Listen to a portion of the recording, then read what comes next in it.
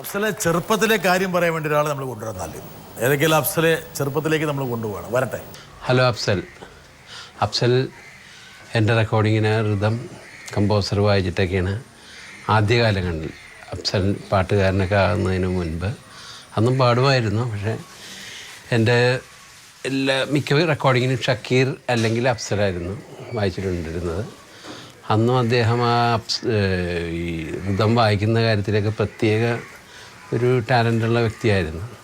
അന്ന് തന്നെ എനിക്ക് തോന്നിയിരുന്നു ഇദ്ദേഹം ഒരു നല്ലൊരു ലെവലിലെത്താൻ സാധ്യതയുള്ള ഒരു കലാകാരനാണെന്നൊക്കെ.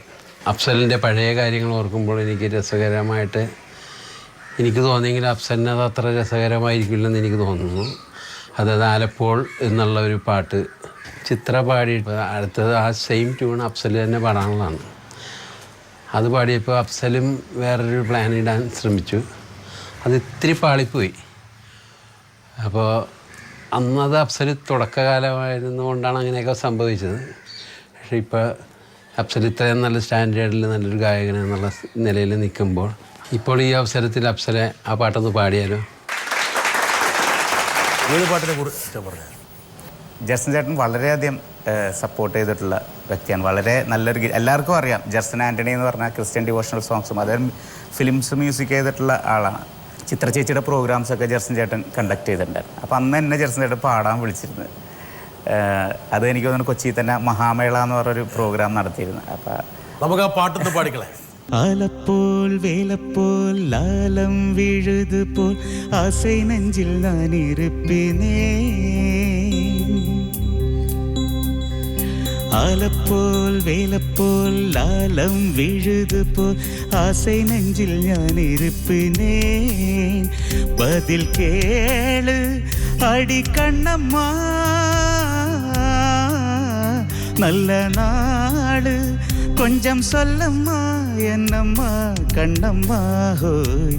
ஆலப்போல் வேலப்போல் லாலம் விழுது போல் ஆசை நெஞ்சில் நான் இருப்பினே. ഇതാണ് അദ്ദേഹം പറഞ്ഞ സംഭവം. പക്ഷെ അഫ്സലിൻ്റെ ഒരു ജീവിത വഴിത്താരയിലൂടെ നമ്മൾ സഞ്ചരിക്കുകയാണെങ്കിൽ ചെറിയൊരു തെറ്റോ അല്ലെങ്കിൽ ഒരു കുനിപ്പിൻ്റെ അധികം കൊണ്ടോ സങ്കടപ്പെടേണ്ട ഒരു കാര്യമില്ല. എന്താ കാരണം എന്ന് വെച്ചാൽ ഞാൻ അഫ്സലിൻ്റെ ഒരു വീഡിയോ കാണിച്ചത്. அந்த அரபிக்கடலோரம் போல் அழகே கண்டேனே. அந்த கண்ணி தென்றல் ஆட உலக்க കൺകൾ കണ്ടേനെ. ആരും അത്ഭുതപ്പെടേണ്ട കേട്ടോ, ഞാൻ അഫ്സൽ തന്നെയാണ്. ഞാൻ എൻ്റെ പ്രീ ഡിഗ്രി പഠനം കഴിഞ്ഞപ്പോൾ സംഗീതം അതായത് പ്രോഗ്രാംസിനൊക്കെ പോകാറുണ്ടായിരുന്നു. എങ്കിലും വീട്ടിൽ നിന്നൊക്കെ എല്ലാവരും പറയാറുണ്ട് എന്തിനാണ് ഇങ്ങനെ സംഗീതം കൊണ്ടൊന്നും ജീവിക്കാൻ പറ്റില്ല. അപ്പോൾ എന്തെങ്കിലും എൻ്റെ ബ്രദേഴ്സ് ബഹ്റൈനിലുള്ള ബ്രദേഴ്സ് പറഞ്ഞു എന്തെങ്കിലുമൊക്കെ ഒരു കൈത്തൊഴിൽ പഠിക്കുക. അങ്ങനെ ഞാൻ ഈ വർക്ക്ഷോപ്പിൽ വന്നു. ഇവിടെ ഒരു 2 കൊല്ലത്തോളം ഈ വർക്ക്ഷോപ്പിൽ ജോലി ചെയ്തിരുന്നു. അപ്പോൾ ഇങ്ങനൊരു അനുഭവം എൻ്റെ ജീവിതത്തിലുണ്ട്. അഫ്സലെ ഒരു വെൽഡറിൽ നിന്ന് അല്ലെങ്കിൽ വെൽഡിങ് പഠിക്കാൻ പോയ ഒരു ചെറുപ്പക്കാരിൽ നിന്ന് മലയാളത്തിലെ തിരക്കുള്ള ഒരു പെർഫോമറായിട്ട് ഒരു ഗായകനായിട്ടുള്ള അഫ്സലിൻ്റെ മാറ്റം രൂപപരിണാമം. എന്തിനാണ് അഫ്സൽ വിഷമിക്കണേ? അഫ്സലെ ഒരു സന്തോഷമല്ലേ ഇതൊക്കെ? സന്തോഷമുണ്ട്. അതിലുപരി ലൈഫിൽ ഓരോ ചേഞ്ചസ് കാണുമ്പോൾ വല്ലാത്തൊരു എന്താ പറയുക അനുഭൂതിയാണ് ശരിക്കും പറഞ്ഞത്. ഇതൊക്കെ കാണുമ്പോൾ ശരിക്കും ഞാനിതൊന്നും മറക്കില്ല. ഇപ്പോഴും ഞാൻ ഇന്നലെ വരെ ഈ വർക്ക്ഷോപ്പിൻ്റെ എൻ്റെ ആശാനെ കാണുകയും സംസാരിക്കുകയും ചെയ്തിരുന്നു. ഞാൻ ആശാന്റെ പേരെന്താണ്? തോമസ് ആശാൻ. അപ്പോൾ ആശാനത്ത് പറഞ്ഞു അല്ല, ആശാൻ തന്നെയാണ് ശരിക്കും പറഞ്ഞാൽ ഒരു പരിധിവരെ മ്യൂസിക്കിലും ഒരു പ്രചോദനം എന്ന് പറയാം. കാരണം ഞാൻ 2 കൊല്ലത്തോളം അവിടെ വർക്ക് ചെയ്യുമ്പോൾ പോലും അദ്ദേഹം ഞാൻ മിക്കപ്പോഴും ലീവ് എടുക്കും. ചിലപ്പോൾ സാറിൻ്റെ അടുത്ത് പറയും ആശാനെ ഞാനിങ്ങനെ ഒരു പ്രോഗ്രാം വന്നിട്ടുണ്ട്, ഇത്തിരി ദൂരത്താണ്, അപ്പോൾ ശനിയാഴ്ച കാലത്ത് എനിക്ക് പോകണം. അപ്പോൾ പറയും, അപ്പോൾ ആശാൻ പറയും ഉച്ചക്ക് പോയാൽ പോരെ. പക്ഷെ എന്നാലും നല്ല സപ്പോർട്ടിങ് ആണ്.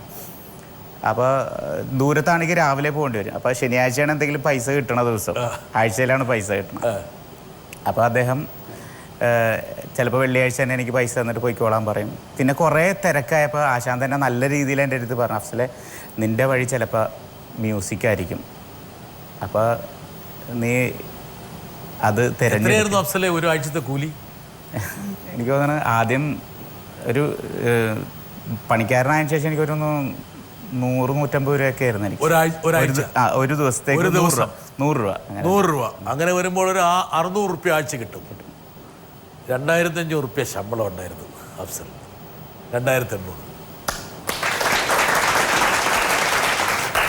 അഫ്സലെ വലിയൊരു വളർച്ചയാണ്. നമുക്ക് ആശാനെ മറക്കാൻ പറ്റില്ല. എന്താ കാരണം ഒരിക്കലും ആശാനെ എപ്പോഴും ഇടയ്ക്ക് കാണുന്നുണ്ട്. എപ്പോഴും ഇന്നും കൂടി കണ്ട് ശരിക്കും പറഞ്ഞു കഴിഞ്ഞാൽ ഞാൻ ആശാന്റെ മുമ്പിൽ കൂടി തന്നെ ഇറങ്ങി പോകണം. ശരിക്കും എൻ്റെ വീടിൻ്റെ മുമ്പിൽ തന്നെ ആയിരുന്നു വർക്ക്ഷോപ്പ്. ഇപ്പൊ ആശാനെ കാണുമ്പോൾ ഒരു ബഹുമാനമൊക്കെ ഉണ്ടോ? എന്താ സ്ഥിതി? ഉണ്ട്, തീർച്ചയായിട്ടും. അത് കാരണം എന്തെങ്കിലും ഒരു തൊഴിലോ എന്തെങ്കിലും പഠിപ്പിച്ച ഒരു വ്യക്തിനെ എന്നും നമുക്ക് ഒരു ഗുരുവായിട്ട് തന്നെ കാണാം. ഞാൻ അന്നും അങ്ങനെ തന്നെയാണ് കാണാറ് എല്ലാവരും. നമുക്ക് ആശാന് വേണ്ടി ഒരു പാട്ട് പഠിപ്പിക്കണ്ടേ അഫ്സലിനെ? ശരി, ആശാനൊരു പാട്ട് കൂടെ.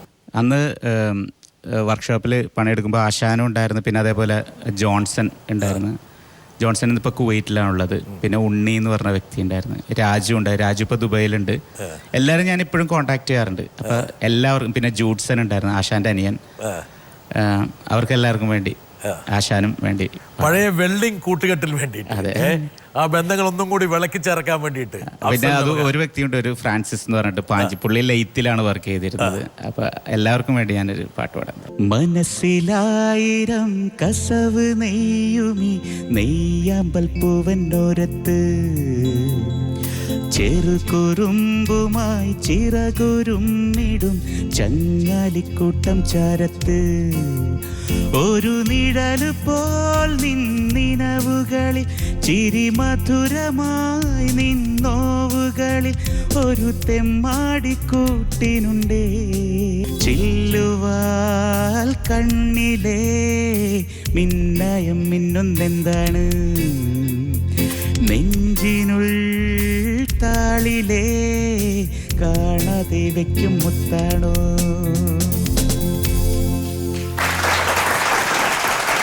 തോമസ് ആശാനും പഴയ വെള്ളിംഗ് സംഘവും ഒരു പക്ഷേ സന്തോഷിക്കുന്നുണ്ടാവും. അഫ്സൽ ഇപ്പം ഇന്ന് ഈ JB ജംഗ്ഷനിൽ ഇരുന്നുകൊണ്ട് ആ പഴയ സൗഹൃദത്തിന് വേണ്ടിയിട്ട് ഒരു പാട്ട് ഡെഡിക്കേറ്റ് ചെയ്തത്. അഫ്സലിൻ്റെ എല്ലാ കുറവുകളും ഗുണങ്ങളും ദോഷങ്ങളും എല്ലാ പോരായ്മകളും നന്മകളും എല്ലാം മനസ്സിലാക്കിയ ആൾക്കാരാണ് അവർ. എന്താ കാരണം, ഒരാൾ സ്ട്രഗിൾ ചെയ്യുമ്പോഴാണ് ഒരാളുടെ സ്വഭാവം ഏറ്റവും കൂടുതൽ എല്ലാം മനസ്സിലാകുന്നത്. ശരി, വലിയ സക്സസ്ഫുൾ ആകുമ്പോൾ പിന്നെ അവരുടെ ഒരു വശം മാത്രമേ നമ്മൾ കാണുന്നുള്ളൂ. അപ്പോൾ അഫ്സലിനെ പൂർണ്ണമായിട്ടും മനസ്സിലാക്കിയ ആൾക്കാരാണ് ഇപ്പോൾ. അവർക്ക് വേണ്ടിയിട്ട് അഫ്സൽ പാടിയത്.